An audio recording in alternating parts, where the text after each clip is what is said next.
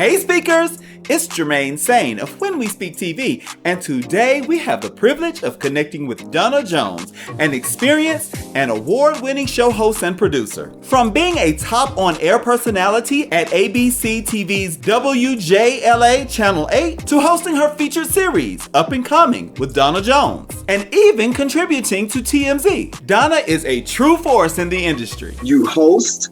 You are an executive producer. You are a producer. Can you just tell us a little bit about, just for context, a little bit of your background? Sure. So I actually started in local cable.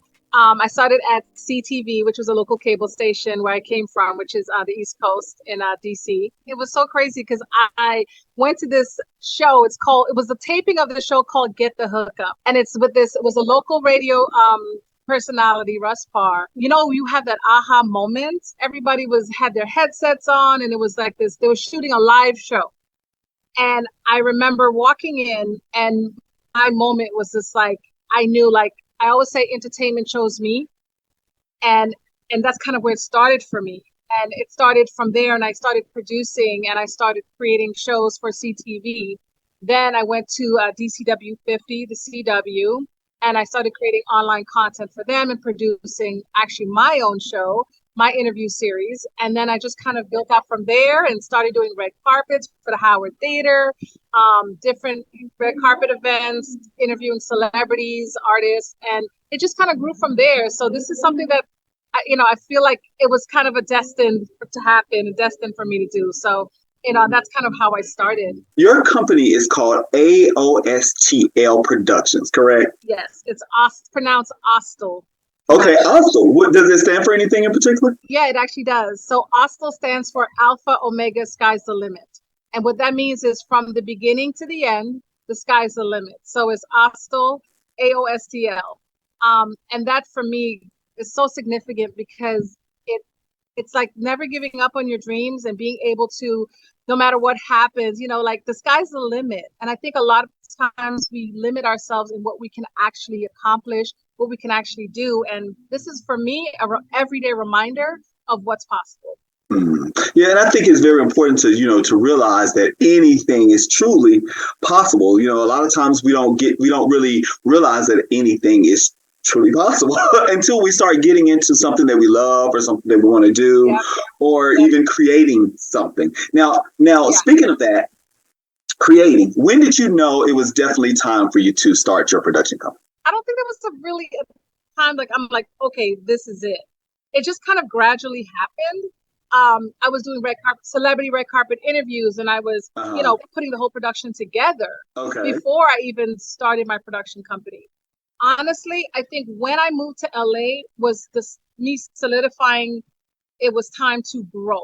And in doing so, that's when I felt like, okay, it's time to kind of really, even though it was kind of informally together, I think when I came to LA about 5 years ago, it was then that I knew, like, okay, it's time to step it up. When I got to LA, my creative juices started flowing like crazy. I started just creating shows and concepts, and I got pulled in to produce other events and produce other people's content. And I did actually went to Atlanta. I produced celebrity boxing. The Celebrity Boxing Championship. Okay. So that was really fun, and I produced that whole show. I think when I got here, that was my moment to like, okay, it's time to make it official.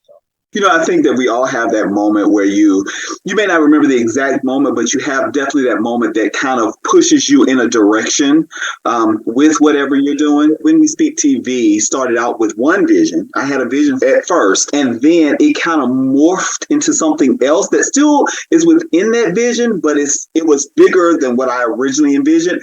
Do you feel the same way about what you're doing? Oh, absolutely. It started out as Ostel Productions and, putting my production company together. And then it started to become something a little bit bigger. And I'll tell you a secret. I mean, I'm working towards it, but my goal is I want to have my own talk show. I feel like there's definitely a space that's needed, that I can fill. And I think that it's something that, it's on really on my radar that I really want to accomplish, but also creating other facets of under Ostel Production. which is my streaming platform I'm working on, and just kind of creating all the shows I'm creating. So it started off as one thing, like you said, but now it's just like the sky's the limit. It's open to what my mind can conceive. I think one of the things that's very important as our vision grows, I don't even know if I want to say as our vision grows, because I think the vision was always there. We just saw a piece. I think that's why you call it a vision, because you don't see the whole thing. You only see a piece of what it's to become of it. How did you deal with maybe evolving or accepting what it was now becoming? The best way I can explain it is, I'll tell you something about myself. Okay. Before I moved to LA, I didn't like to fly. I was deathly afraid of flying. So I would come to LA once a year, but it would be this terrifying thing, right? When I finally decided to move, I was afraid. But what I realized is that I have to do it afraid. You got to do it afraid. And that's kind of my motto. It's like, no matter, you don't know what's going to happen. You don't know where things are going to go. But I'm going to do it. I may be afraid, but I'm going to do it afraid. And that's the only way you can really go to the next level, because beyond the fear is something amazing. And I really see that in my transition here and growing as a producer, growing as executive producer and a creative. It's something that you have to push yourself beyond your comfort zone. And beyond that comfort zone is something amazing. But a lot of people are too afraid of the unknown. But that's the best part. That's the best part. Today you could be struggling. The next day you're on a red carpet interviewing somebody amazing or sitting down with, you just never know. So I think that's the important. You have to push past the fear. Right. And, I think also as you keep moving, you find something else to motivate you to the next thing, and something else to motivate you to the next thing, even throughout the fear. And I think that whenever you're I always say that the things that we're doing is our gift, right? And to me, it's a part of who we are. We're not just giving our talent, but we're giving a piece of, I like to say, a part of our soul into what we're doing, right? And it's very scary just exposing yourself to the world or to an industry or to be judged. You know what I'm saying? So I think that, like I was saying at first, when you step out there and get over that fear a little bit, each moment kind of helps you get to the next moment and the next moment and the next moment. And speaking of moments, you currently have a interview series called LA Conversations, right? Yes. And so excited about that. Yes. Okay. And you also have LA Conversations in the Classroom, which is geared towards youth and educating youth about the entertainment industry. Yeah. I'm super excited. We're getting ready to start the new season of LA Conversations. And then we're really focused on in the classroom and bringing all the nuggets of information and just everything kind of behind the entertainment industry into the classroom. I think it's so important that you kind of be able to bring life skills and things that you actually have to use on a day-to-day basis into the classroom, and to students to be able to just kind of see how the world really works outside of the classroom, and see how things happen, and just kind of be able to take from that to use in their everyday life. And I think it's just so important. This is a great opportunity to really, kind of pull back the curtain and show them how these things work, the negotiations, and, when one side doesn't agree with the other side, how do we come to a happy medium? I think those things are important, and being able to see that process is what we really want to shine some light on. Now, with the LA Conversations, is that something that we can also watch, or can we just only watch with the LA Conversations in the Classroom? Can we also view those, or can we only watch the LA Conversations? No, everything will be up online for viewing. It's going to be a mixture of, celebrity sit downs and conversations, and it's also going to be the classroom and kind of being able to, be that tool to help children understand the world of entertainment. So I think it'll be a little bit of both that you'll be able to watch it. I'm curious to know, who has been your most impactful conversation thus far? The most impactful would have to be Machine Gun Kelly. Okay. It started off as one interview, and it kind of became something super transparent, emotional. It really was such a great conversation. And I don't want to say interview, because for me, right. I really don't look at, when I sit down with whoever's across from me, I don't really look at it as an interview per se for me. I look at it as a conversation between two people, and the cameras just happen to be there. And that's how I like to make everyone feel, that it's not about the cameras. It's about two people having an honest conversation. I learned a lot from that interview. I learned a lot about him. I learned a lot about myself, and really being able to have a true conversation with someone that people look up to as a role model, an idol, whatever. I think he was so just human and so open and so raw. And I brought something to that conversation that he had to say it for himself. And if you watch the interview, he said it like, maybe I had this for interview or this conversation for a reason. Right. Because he got emotional, and it was so amazing. It was so raw.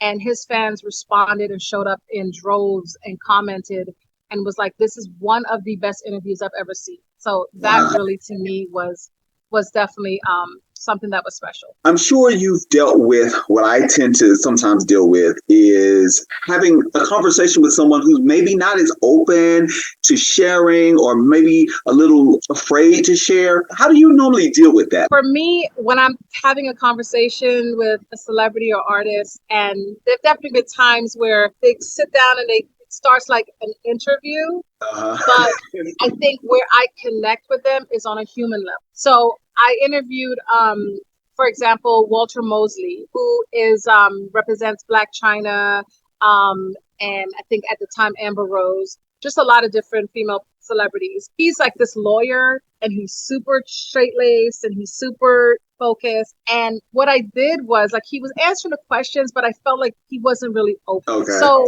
I stopped and I asked him a real question. And I asked him, what do you want? Asking a question that they don't expect, asking them a question that's honest and that's really from the heart, it makes them stop and really think. And when you get them to think and invest in that conversation, that's how they become comfortable. And he stopped and he looked down and he said, I want my mom to be proud of me. And even after the conversation, he hung out, he stayed, and I'm just like, and I could tell it wasn't what he thought it would be, you know, and really being able to connect with someone. I think that's how you get them to be comfortable, that be present in your interview, be present, listen to what they're saying. And I really don't go in with like a whole list of questions. I go in like it's a conversation. And if you say something to me that resonates with me, I'll respond to that. Yeah. And it may not even be a question on my list, but in that moment, you're telling me something and you're being vulnerable, and I need to respond to that. And that's how you build that bond in the matter of that time frame, to make people feel comfortable to open up. You know, I think sometimes people are very afraid to have quote unquote interviews with people because of the uncertainty. Like, for example, I don't know if you're like me, but I hate giving people questions in advance, right? I never do that. I have never done that. They ask for it and I'm like, nope, not doing it. For me, a lot of times I do try to give them something in the guidance of where I'm going to go, but not necessarily the exact question, because I really want you to really think about what we're going to talk about, but I don't want you to really rehearse it. Absolutely. But I could definitely say I have never once had to give, because I refuse. Because to me, when I ask you the question, I want that complete first response answer. And whatever that emotion that shows up on your face, I want to capture all of that on camera. So that sounds like reality television. You have a reality cooking competition called Cook Off. Chef Off. Chef Off. I'm sorry, Chef Off. That's okay. Chef Off. Yeah. How did that come about, and where can we check that out? So I'm super excited about Chef Off. It's still in production and still in process. So I will definitely keep you posted on that. Chef Off came about because I felt personally, for me, I didn't see enough of our own kind in these cooking shows in the way I would like to see it. And I feel like there needed to be a bigger platform. So for Chef Off, it pins a culinary trained chef up against a street chef. So, and it's all a Black cast, all Black chefs. And that's, to me, what I want people to be able to see both sides of the spectrum while highlighting some amazing, amazing Black chefs. That brings a question to my mind about like content creators, right? A lot of content creators have all these great ideas and they are definitely posting different things to their social media. Is there a little nugget or anything with your background that maybe you could share with us as to maybe a content creator who wants to do like a reality show like you're doing? It all depends on kind of what area you're trying, what type of show you're trying to create.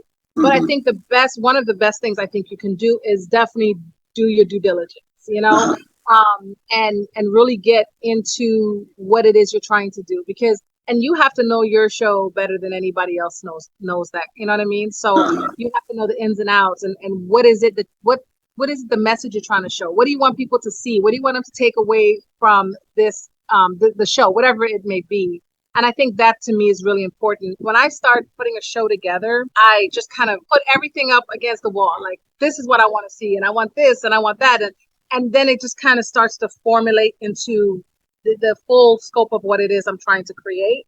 So I think for me, it's just brainstorming, just brainstorming and just really just as far as your imagination can take you. And then you kind of pull back and just kind of structure it. And you have to kind of know your audience too, and not every show is for everybody. Right, exactly. And knowing your audience, knowing who you're trying to reach, I think that's important too. And then just focus on that group of people. At When We Speak TV, we believe that death and life are in the power of the tongue. And so we like to encourage people to move towards their dreams, to pursue their dreams, just look at life in a different manner, right? I want to know from you, what are like 3 tips that you would advise to someone when it comes to pursuing your dreams? Do it yourself, never give up.